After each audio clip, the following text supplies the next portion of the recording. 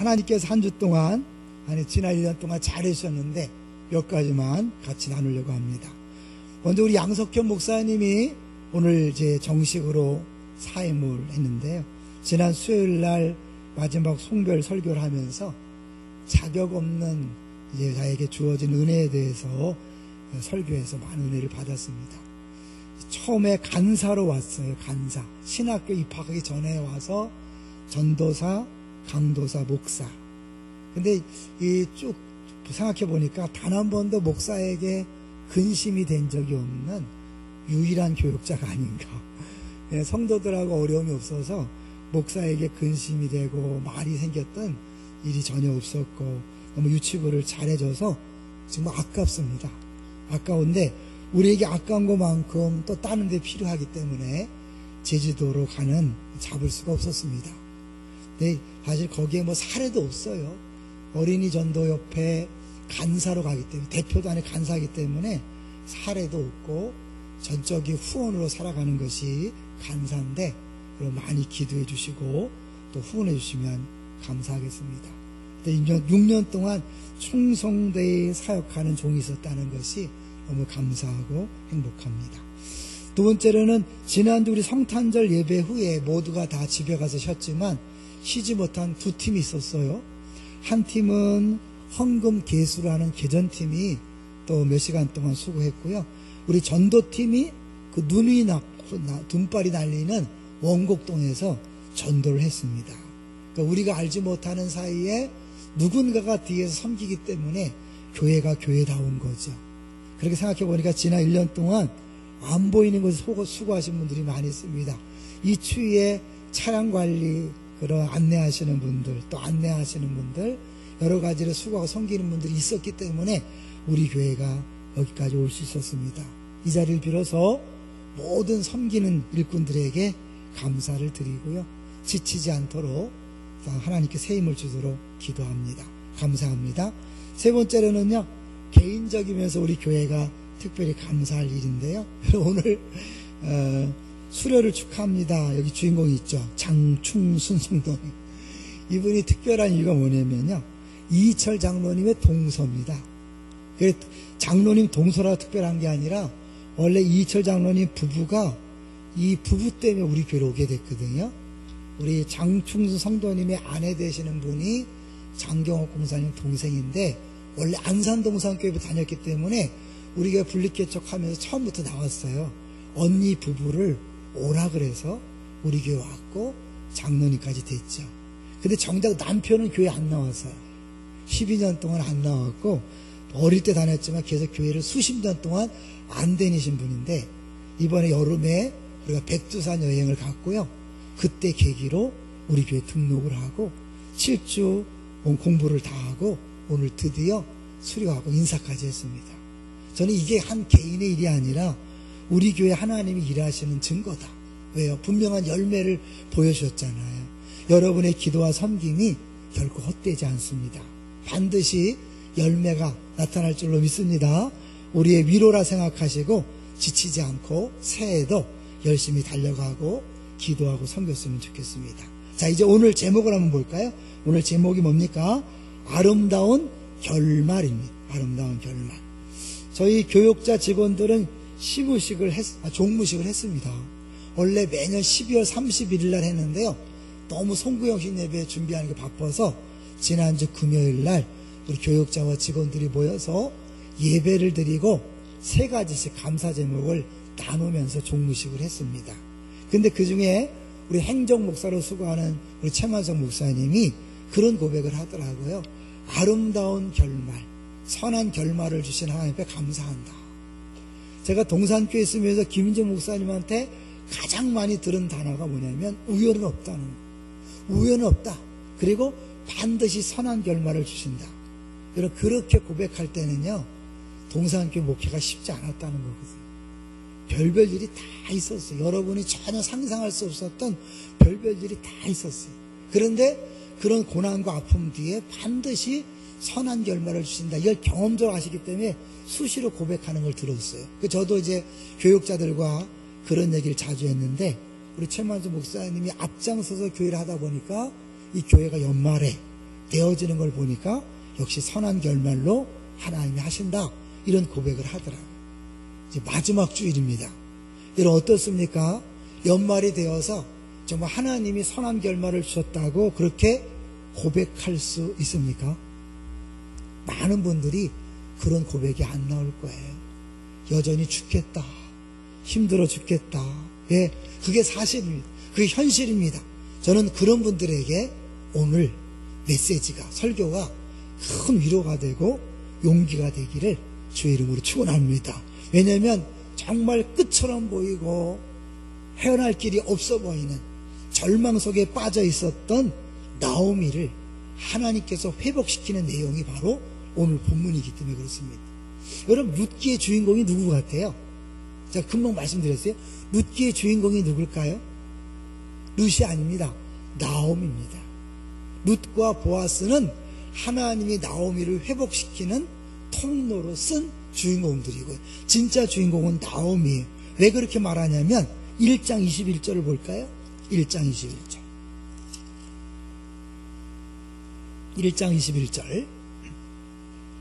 나오미의 과거입니다. 1장 21절 시작. 내가 풍족하게 나갔더니 여호와께서 내게 비어 돌아오게 하셨느니라. 여호와께서 나를 징벌하셨고 전능자가 나를 괴롭게 하셨거늘 너희가 어찌 나를 나오미라 부르냐 하느냐. 그러니까 결국 나오미가 쫄딱 망하고 왔죠. 어떤 상황인지 아시죠? 남편 죽고 두 아들 죽고 그야말로 과부만 셋이 남았어요. 그러다가 이제 안타까워서 둘은 보냈는데 한 명은 가고 한 명의 며느리만 따라서 과부 두 사람이 재산을 다 잃고 완전히 빈털터리가 되어서 돌아온 상황입니다. 그랬는데 이제 이 비어 돌아오겠는데 3장 17절 넣어가 볼까요? 그렇게 완전히 비어서 돌아왔는데 3장 17절에 하나님이 채우시기 시작하는 내용이 나옵니다. 3장 17절 시작. 이르되 그가 내게 이 보리를 6번 데워주며 이르기를 빈손으로 내 시어머니에게 가지 말라 하더이다 하니라. 이 보아스가 나오미의 빈손을 채워주는 통로로 쓰임받는 것이 구체화되는 거고, 이걸로 끝나는 게 아니라 이제 4장 15절까지 갑니다. 4장 15절. 우리가 오늘 읽었던 본문 중에 한 구절인 4장 15절 가볼까요? 시작. 이는 내 생명의 회복자이며 내 노년의 봉양자라. 곧 너를 사랑하며 7 아들보다 귀한 내 며느리가 낳은 자로다 하니라. 빈손으로 완전히 빈털터리가 돼서 돌아왔는데 결말은 뭐예요? 생명의 회복자이며 노년의 병자인 아이를 품에 안게 된 겁니다. 근데 이 아이는 단순히 나오미 개인의 그런 풍성함이 아닙니다. 그 가문 전체를 살린 것이고요. 더 나아가서 이스라엘의 다윗왕을 보내므로 이스라엘 나라를 살리는 것이고요. 더 나아가면 다윗의 후손으로 오신 예수님이 이 땅에 오게 되는 통로가 되는 것입니다. 그러니까 한 나오미의 가정이 회복될 뿐만 아니라 이스라엘 나라가 회복되고 하나님 나라가 이 땅에 이루어지는 과정을 이야기하는 게 룻기예요. 그 주인공이 나오미고 그 주인공인 나오미를 회복시키는 통로로 이제 룻과 보아스를 하나님이 쓰셨다는 겁니다. 우리 앉아있는 분들 중에 아직은 나오미 같은 분이 있을 거예요. 다 빈털터리가 돼서 회복이 필요한 분이 있을 거예요. 네, 오늘 말씀을 통해서 위로받으시기 바랍니다. 또 어떤 사람은 보아스와 룻처럼 사역하도록 하나님이 부르신 분이 있을 거예요. 이미 내게 주어진 은혜가 풍성하기 때문에 내가 또 다른 누군가를 회복시키고 살리는 통로로 부름받은 사람이 있을 것입니다. 여러분은 어떤 처지인가를 생각하시면서 하나님이 들려주는 음성을 꼭 들으시기를 바랍니다. 자, 그럼 먼저요, 이 나오미를 회복시키기 위해 쓰임받은 보아스와 룻을 잠깐 살펴보겠습니다. 보아스와 룻은요, 절대로 결혼할 수 없는 사람이에요. 왜냐하면 룻은 어떤 사람입니까? 모압 여인이에요. 모압 여인. 이 모압 족속은요, 어떻게 시작되는지 혹시 아시나요? 성경 한번 이렇게 생각해 보십시오. 모압과 암몬 족속의 조상이 누굽니까? 롯이에요. 롯. 룻과 이름이 비슷한 롯. 롯은 누구죠? 아브라함의 조카. 소돔과 고모라 성이 심판받아 멸망할 때 뒤를 돌아보지 말라는 충고를 어기고 돌아봤다가 롯의 아내가 소금기둥이 되어서 죽었어요. 그러니까 이제 그 아내 딸 둘이 자기 족속 아버지의 후손을 세우기 위해서 아버지를 술을 먹입니다. 이런 일이 있어요, 성경에. 아버지를 잔뜩 먹여서 인사불성 상태를 만드는 거예요. 그리고 성관계를 맺습니다. 딸들이 둘이. 그래서 태어난 게 모압과 암몬 족속이에요. 그러니까 사실 이스라엘 백성들이 모압과 암몬 족속들과 관계를 맺지 못하도록 이렇게 하죠. 더구나 우리가 출애굽을 보거나 민수기를 보면 이 모압과 암몬이, 모압이 특별히 이스라엘 백성을 죄짓게 만드는 그런 역할을 하기 때문에 사실은 하나님이 모압과 연결되는 걸 원하지 않으셨죠. 그런데 이 모압 여인 룻이 예수님 족보에 올라가고 있습니다. 어떻게 이것이 가능했을까요? 예, 이 룻은 아까 소개했던 것처럼 나오미의 아들의 며느리로 들어온 거죠. 근데 남편도 죽고 두 아들도 죽으니까 이제 살 수가 없는 상황이 됐어요. 근데 마침 고향에서 어떤 소문이 들렸냐면 한번 볼까요? 고향에서 소문이 들렸어요. 어떤 소문이 들렸을까요? 하나님께서 이스라엘 백성들을 회복시킨다는 소리를 듣게 된 거죠. 그래서 그 얘기를 듣고 이제 돌아오면서 이 며느리들에게 너희들은 돌아가라고 그렇게 얘기합니다. 자, 우리 6절 볼까요? 1장 6절. 룻기 1장 6절입니다. 시작. 그 여인이 모압 지방에서 여호와께서 자기 백성을 돌보시사 그들에게 양식을 주셨다함을 듣고 이에 두 며느리와 함께 일어나 모압 지방에서 돌아오려 하여, 이게 처음엔 두 며느리를 같이 데리고 왔죠. 계속해서 있던 곳에서 나오고 두 며느리도 그와 함께하여 유다 땅으로 돌아오려고 길을 가다가, 아무리 생각해도 이 모압 여인들이니까 이스라엘 가면 천대받고 무시당할 텐데 가봐야 소망이 없잖아요. 그러니까 나오미가 두 며느리가 야, 니네 돌아가라. 니네 고향으로 돌아가고 다시 새 길을 찾아라.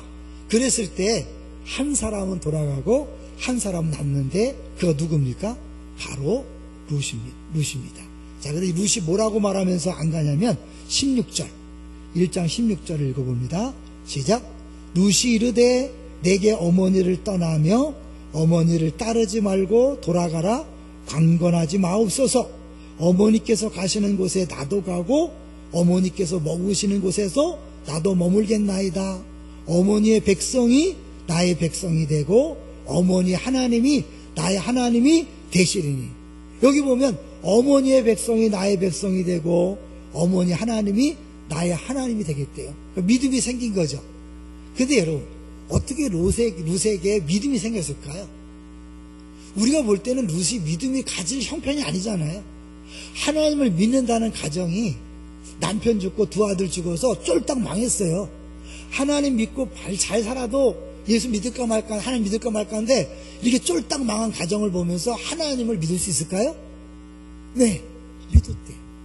어떻게 가능했을까요? 믿음은 은혜라는 걸 보여주는 거예요.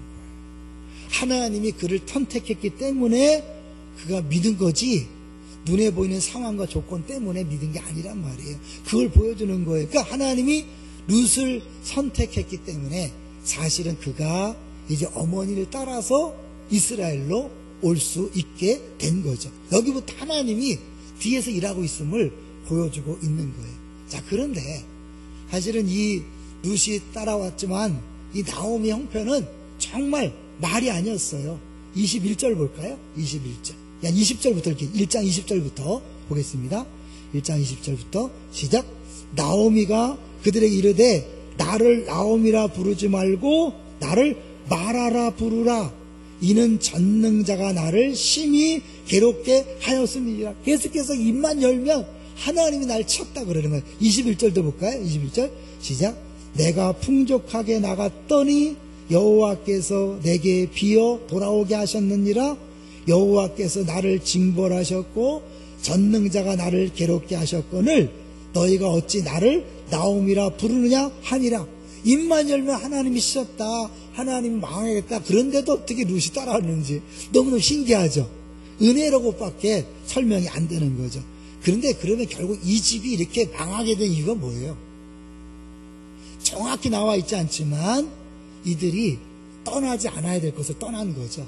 가나안 땅을 떠나면 안 되는 거예요. 하나님은 가나안 땅을 기업으로 주고 거기서 땅도 팔지 말고 넘기지 말고 살라고 그랬잖아요.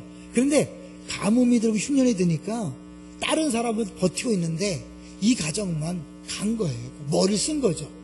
어려워서 간 게 아니에요. 왜냐하면 21절 보면 분명히 뭐예요? 내가 뭐 했어요? 풍족하게 나갔다 그랬거든요. 그러니까 섣부르게 빨리 판단해서 자기 꾀를 믿은 거죠. 하나님을 믿은 게 아니라 자기 생각으로 자기 머리의 꾀로 살 길을 찾아간 거죠. 결국 꼴딱 망한 거죠.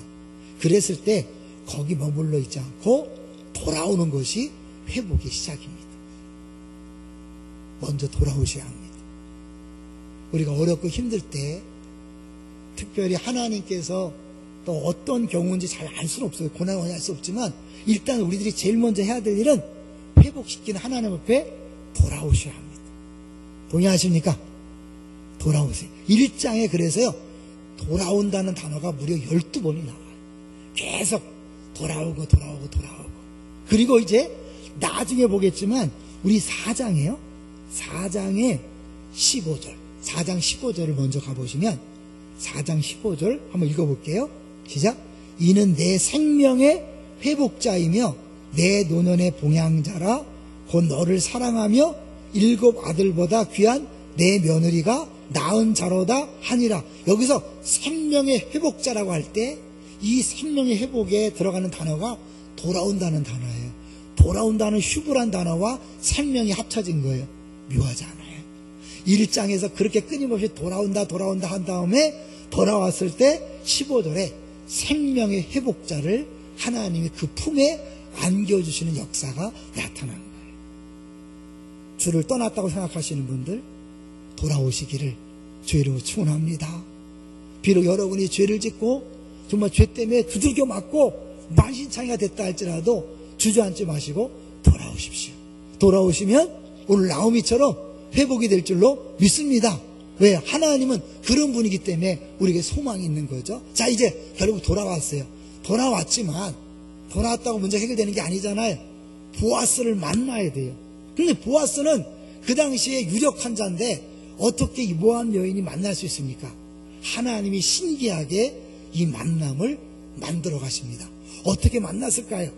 이 모함 여인 룻이 먹고 살아야 되잖아요. 그 당시에 이삭 죽기를 위해서 이제 모든 추수하는 곳에 가면 다 걷지 않고 일부를 남겨놔요. 그게 이제 하나님 나라의 시스템이에요. 지금 세상 시스템은 어떻게 해요? 악착같이 내 걸로 챙기잖아요. 그런데 하나님 나라 시스템은 적당히 남겨둬서 가난한 사람이 먹고 살게 하는 거예요. 장사하되 너무 악착같이 하지 마세요. 사업하되 너무 악착같이 하지 마세요. 그게 하나님 나라 백성의 할 일입니다. 적당히 남겨둔 이삭을 죽기 위해서 사람들이 가는데 이 룻도 시어머니를 살리기 위해서 가는 거예요. 그런데 우연히 그가 간 밭이 바로 보아스의 밭이라는 거예요. 2장 3절. 근데 말이 우연이지 이게 우연이 아니라는 거잖아요. 2장 3절 시작. 우연히 엘리멜렉의 친족 보아스에게 속한 밭에 이르렀더라. 우연히 보아스의 밭에 간 거예요. 많은 밭 중에 보아스의 밭에 간 거예요. 우연이에요? 우연을 가장한 하나님의 필연이에요? 네, 우연 없죠. 근데 또요, 우연 플러스 마침이에요. 4절을 볼까요? 4절 시작. 마침 보아스가 베들레헴에서부터 와서 베는 자들에게 이르되 여호와께서 너희와 함께 하시기를 원하노라 하니 그들이 대답하되 여호와께서 당신에게 복 주시기를 원하나이다 하니라. 이건 통상적인 인사죠. 근데 그 인사를 하는 중에 보아스 눈에 딱 눈에 띈 여인이 있었어요. 누가요? 룻이 눈에 띄었죠. 5절 시작.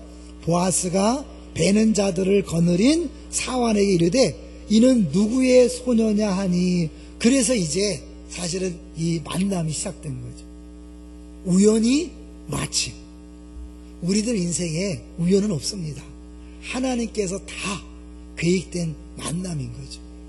말씀을 준비하다가 이제 분당 우리 교회 이찬소 목사님이 개척한 간증 얘기를 접했어요. 2002년도에 오카는 목사님이 개척하라 그래서 자기는 준비도 안 하고 개척을 했대요. 개척을 했는데 이제 마침 그 개척할 즈음에 그 동네에 송림 중고등학교가 다른 데서 이사를 왔다는 거예요. 근데 그때만 해도 이게 의미가 없었대요. 별로 이해를 안 했는데 이 분당에서 개척을 하면서 야탑에 있던 송림중에 왔는데 장자동에다가 상가를 계약하고 교회를 이제 개척하려고 했는데 그 주변 교회에서 막 절대 반대, 결사반대 데모하는 거죠. 그래갖고 결국 개척을 못했대요. 그 추운 겨울에 몇 달 동안을 찾아 헤맸는데 장소가 안 나더랍니다. 근데 어느 날 갑자기 전화가 왔대요. 목사님, 교회 장소 못 찾아서 고생하신다면서요. 그러면서 그 사람이 송림 중고등학교를 소개해서 그래서 개척이 됐다는 거예요.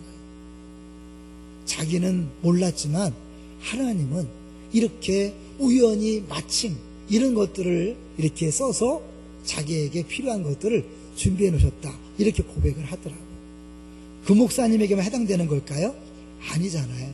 여러분, 우리들에게 일어나는 모든 만남은 우연이 아니라 하나님께서 놀랍게 그물망처럼 철저한 계획 속에서 이루어지는 거예요. 늘 얘기하지만 저도 재수했기 때문에 그 총신대학에서 김광철 목사를 만났고 그것이 여기까지 오게 됐다 그랬잖아요. 그러면 여러분 만남을 의미 있게 잘 보내셔야 돼요. 지금 여러분 옆에 있는 사람 인상 쓰고 함부로 욕했다가 그 사람이 여러분 복의 통로가 될 텐데 그 인간 도저히 안 되겠어요. 이럴 수 있어요. 저희가 동산교회에서는 이제 이력서가 들어오잖아요. 부교육자 이력서가 들어오면 제일 먼저 하는 게 뭐냐면 부목사들이 아는 사람을 골라내요. 그래서 어떤 모형이 이종 안 됩니다. 왜? 싸가지가 없습니다. 대학 때 싸가지 없으면 잘려요. 면접도 못 하고 잘리는 거예요. 여러분, 평상시 지금 내가 어떻게 사람들과 관계를 맺느냐가 내 10년 뒤, 20년 뒤를 좌우합니다. 근데 다시 이 만남, 하나님께서 우연이 아닌 거죠. 신기하게 하나님께서 그렇게 만나서 이제 큰 역사를 이루어가는 거죠. 그래갖고 이제 결국 은혜 베푸는 10절 볼까요? 2장 10절 시작. 룻이 엎드려 얼굴을 땅에 대고 절하며 그에게 이르되 나는 이방 여인이거늘 당신이 어찌하여 내게 은혜를 베푸시며 나를 돌보시나이까 하니 보아스가 그에게 은혜를 베푸는데 말이 안 되는 거예요. 모함 여인인데 이방 여인인데 어떻게 자격 없는 나에게 은혜를 베풉니까? 여러분, 어찌하여 단어를 보면서 생각나는 거 혹시 있어요? 예수님이 십자가에 못 박힐 때 나의 하나님 어찌하여 나를 버리셨나이까. 예수님이 하나님께 버림받는 그 당시에 말도 안 되니까 어찌하여 예수님이 이해가 안 되니까 어찌하여 나를 버리셨나이까. 그런 고난 때문에 우리에게 어찌하여 내게 은혜를 베푸십니까? 말도 안 되는 은혜가 임하는 줄로 믿습니다. 예수님의 고난 때문에 내게 말도 안 되는 신기한 은혜들이 지금 오고 있는 거예요, 여러분. 공짜로 저절로 오는 게 아니에요. 주님이 고난 당했기 때문에 나에게 오는 거예요. 자, 이렇게 진행되다가 결국 어디까지 가냐면 나오미가 이제 이런 사연을 들으면서요, 마음속에 작전을 짭니다. 무슨 작전이죠? 너무 이상한 작전. 자기 며느리를 보아스에게 집어넣는 거야. 그래서 어떻게 해요? 밤에 썸씽을 만들려고. 와. 그런데 보아스가 점잖은 사람이고 이분은 이제 하나 일하는 사람이기 때문에 안 건드리는 거죠. 그리고 사연을 들어본 다음에 그 나오미의 그런 계획을 아는 거죠. 기업 부른다.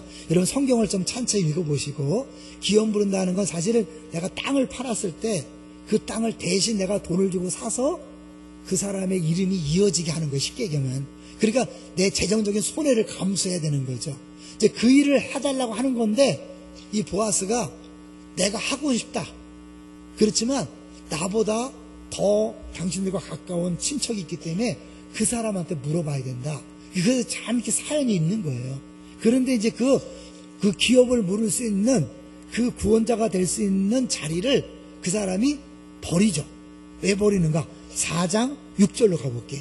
여러분 궁금하면 성경을 좀 읽어보세요. 4장 6절. 짧은 시간에 다 할 수 없잖아요. 4장 6절 읽어보겠습니다. 시작. 그 기업 물을 자가 이르되 나는 내 기업에 손해가 있을까 하여 나를 위하여 물으지 못하노니 내가 물을 것을 내가 물으라. 나는 물으지 못하겠노라 하는지라. 왜? 손해가 있을까요? 포기하는 거예요. 그러니까 보아스가 룻하고 결혼하는 것은요, 야, 땡 잡았다 여자를 만났는데 이게 아니에요. 어마어마한 재산상의 손해를 감수해야 돼요. 또 이방 여인을 아내로 만난다는 때로는 손가락질도 감수해야 되는 거예요. 그 모든 것들을 다 감수하는 이유가 뭘까요? 하나님이 그의 마음속에 부어주신 불쌍히 여기는 마음, 사랑하는 마음이 있기 때문에 가능한 거죠. 할렐루야. 그래서 하나님께서 이 보아스를 통해 일하시는 걸 보여주는 거예요. 결국은 이제 이 보아스가 그 모든 손해를 무릅쓰고 결국 결혼을 합니다. 그래서 이제 오늘 본문이 시작되는 거예요. 여기까지 본문을 이야기 못한 거예요. 자, 이제 본문은 짧게 갈 거예요. 자, 13절 볼까요? 이제 그렇게 해서 이제 결국 보아스와 룻이 결혼을 합니다. 할렐루야. 13절 시작. 이에 보아스가 룻을 맞이하여 아내로 삼고 그에게 들어갔더니 여호와께서 그에게 임신하게 하심으로 그가 아들을 낳은지라. 누가 아들을 낳은 거예요? 룻이 낳았죠. 룻이 낳았는데 그 아들이 누구 품에 있어요? 나오미 품에 가는 거예요. 14절 보세요. 14절 시작. 여인들이 나오미에게 이르되 찬송할지로다. 여호와께서 오늘 내게 기업 물을 자가 없게 하지 아니하셨도다. 이 아이의 이름이 이스라엘 중에 유명하게 되기를 원하노라. 낳기는 룻이 낳았지만 누구 품에? 나오미 품에 안기고 나오미의 기업을 물을 자가 된 거죠. 더 이 기업 물을 자, 여러분 너네 눈에 이게 귀에 마음에 쉽게 안다고 하잖아요. 15절은 마음에 와닿겠죠. 15절 시작. 이는 내 생명의 회복자이며 내 노년의 봉양자라. 곧 너를 사랑하며 7 아들보다 귀한 내 며느리가 낳은 자라다 하니라. 결국 이 아이가 어떤 역할을 하냐면 내 생명을 회복시키는 그런 일을 할 것이며 시키면 내 노년의 봉양자다. 먹을 것이 없어서 빈손으로 억지로 돌아온 그 나오미의 노후가 완전히 보장되는 거죠. 네 노년의 봉양자다. 너를 먹여 살릴 거다. 그런데 그렇게 할 수 있는 근거는 뭐냐면 이 룻이 다른 사람이 아니라 너를 사랑하기 때문에. 왜냐하면 애를 뚝 낳고 나서 내가 애를 낳았으니까 이제 빠이빠이 이럴 수도 있잖아요. 근데 하나님이 그 룻의 마음을 변하지 않게 하고 시어머니에 대한 불쌍한 마음을 계속 품게 할 것이기 때문에 봐요. 곧 너를 사랑하며 7 아들보다 귀한 내 며느리가 낳은 자로다. 그러니까 7 아들보다 귀한 며느리는 뭐예요? 너를 사랑하기 때문에 7 아들보다 귀하다는 거죠. 결국 이 얘기는 누구 얘기예요? 나오미 얘기라는 것을 보여주고 있는 거예요.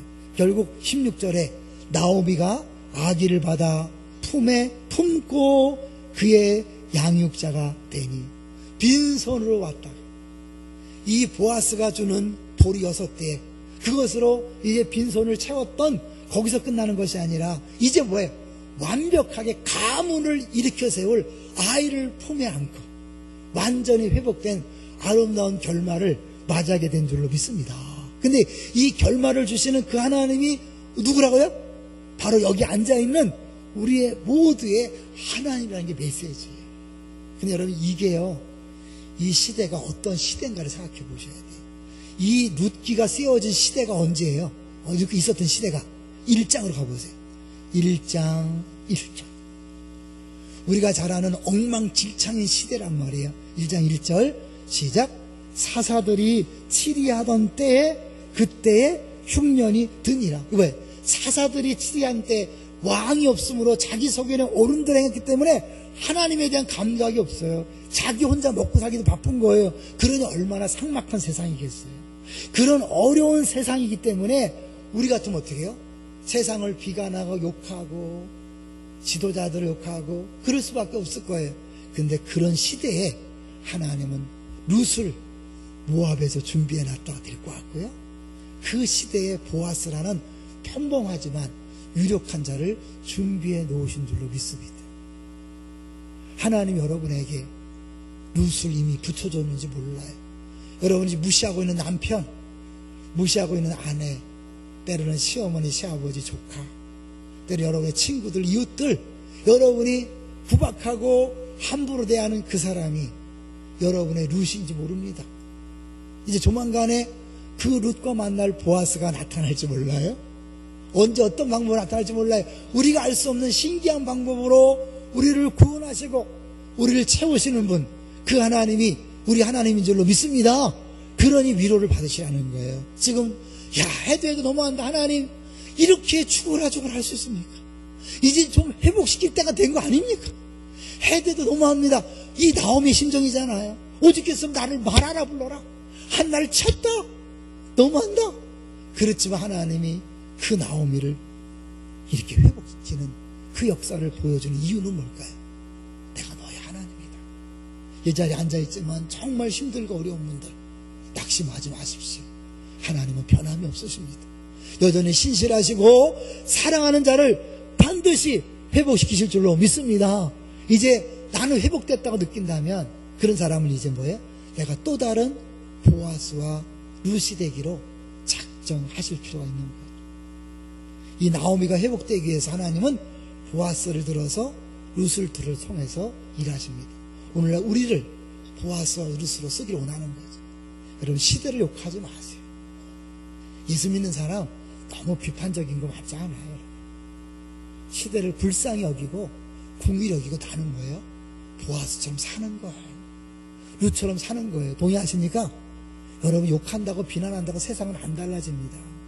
그런 사사시대에 보아스처럼 묵묵히 자기가 손해를 감수하며 누군가 그 가난한 여인 돕는 것이 그 당시 그렇게 큰일인지 몰랐잖아요. 근데 그 나오미를 돕고 그 귀한 물을 자가 되었을 때 한 가문이 회복될 뿐만 아니라 이제 뭐예요? 아까 잠깐 얘기했던 것처럼 이스라엘 나라가 회복되는 거예요. 왜냐하면 룻기는요 결국 사사기와 사무엘 상하를 연결시키는 거잖아요. 다윗 왕족 이스라엘 나라가 연결되는데 결국 뭐예요? 이 룻기가 중간에 있는 거예요. 만약에 다른 방법을 했었겠지만 이 보아스가 룻과 결혼하지 않고 애를 낳지 않았다면 다윗이 나타났을까 안 나타날까요? 다른 방법을 했었겠지만 오늘 족보상에 보면 다윗은 이 땅에 태어날 수 없었던 거죠. 그러니까 뭐예요? 이스라엘 회복에 어마어마한 일을 했는데 단순히 이스라엘뿐만일까요? 자 18절부터 한번 볼게요. 다윗을 얘기하는 이유가 있잖아요. 다윗의 후손으로 오신 예수 그리스도를 염두에 두는 거잖아요. 자 18절부터 우리 천천히 읽어볼게요. 시작. 베레스의 계보는 이러하니라. 베레스는 헤스론을 낳고 헤스론은 남을 낳았고 남은 암미나답을 낳았고 암미나답은 나손을 낳았고 나손은 살몬을 낳았고 살몬은 보아스를 낳았고 보아스는 오벳을 낳았고 오벳은 이새를 낳았고 이새는 다윗을 낳았더라. 이게 왜 중요하냐면 몇 명이 등장하는 걸 보셔야 돼요. 몇 명일까요? 딱 빨리 읽어보세요. 몇 명일까요? 10명이에요. 이 10이라는 숫자가 왜 중요하냐면 창세기 5장에 아담부터 노아까지가 10명이에요. 10번째가 노아예요.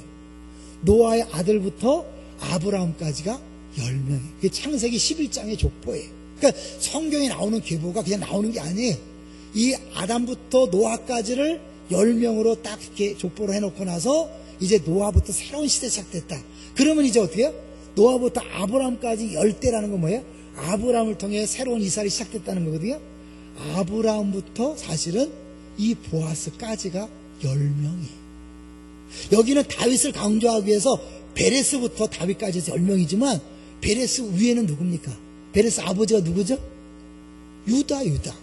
야곱의 12아들 중에 유다예요. 유다의 며느리가 난 게 바로 베레스예요. 그러니까 시아버지가 며느리랑 잠을 자서 난 게 베레스라니까요. 예수님 족보가 이상해요. 그러니까 여러분 이 예수님 족보가 그렇기 때문에 이 예수 안에서는 신분 고하, 신분 귀천이 없는 거예요. 하나님 그렇게 하시니까. 그러니까 결국 이 베레스 위에 유다고 유다 위엔 누굴까요? 야곱이죠. 야곱 위에는 뭐예요? 이삭이란 말이에요. 이삭, 야곱, 유다, 그리고 7번째인 보아스, 결국 30번째는 보아스라는 거예요. 노아와 아브라함과 보아스가 동일선상에 있는 거예요. 이 보아스가 단순히 한 여인을 살리기 위해서, 불쌍한 과부를 살리기 위해서 한 것처럼 보였지만, 그것은 그 나오미의 가문을 세웠고 다윗 왕조를 세웠고, 더 나가서 뭐예요? 이 다윗을 강조하는 이유는 아브라함과 다윗의 자손 예수 그리스도의 세계라, 다윗의 후손 오실 예수 그리스도를 미리 보여주는 거죠. 결국 그가 한 사람을 도와주는 것이 한 가정의 문제가 아니라 한 나라의 문제요, 하나님 나라 전체 구원의 역사와 연결된다는 거예요. 할렐루야. 적용하면 어떻게 해요? 여러분이 여러분 주변에 불쌍한 사람을 도와주는 건 그 사람만의 문제가 아니라 그 사람과 연결되어 있는 한 가문이요, 안산이요, 우리 민족이요, 열방과 연관이 있다는 거예요. 그런 의미에서 이 만남을 다 소중히 여셔야 돼요. 옆 사람 볼 때 혹시 루시 아닌가? 이렇게 한번 보셔야 돼요. 보아스가 아닌가? 여러분 내가 또 루시로 보아스로 이 사람 붙여준 게 아닌가? 이 사람은 아무것도 아닌 시시해 보이지만 이 사람을 돕는 게 10년 뒤 20년 뒤 하늘나라에 갔을 때 네가 한 일이 크다라고 말할 수 있는 거죠. 이제 마지막으로 하나만 더 보고 말씀을 정리해 보려고 그래요. 여러분, 이 모든 것들이 우연이 아니라는 걸 보여주는 것 중에 중요한 게 뭐냐면 1장 2절로 가보세요. 1장 2절로 가보시면 이제 특별히 지명을 강조하거든요. 1장 2절. 1장 2절 시작. 그 사람의 이름은 엘리멜렉이요, 그의 아내의 이름은 나오미요. 그 다음에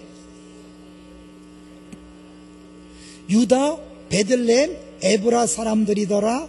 그들이 모압 지방에 들어가서 거기 살더니. 왜 굳이 베들레헴 에브라 사람들을 강조할까요?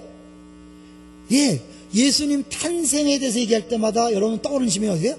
유대 땅 베들레헴아, 떡집이란 뜻이잖아요. 떡집에 떡으로 오신 예수님, 이게 우연은 아니거든요. 근데 그 베들레헴이 어디서 시작되냐면 여기, 이들 나오미 가족이 살았던 동네, 그들이 돌아온 동네, 거기와 연관이 있는 거예요.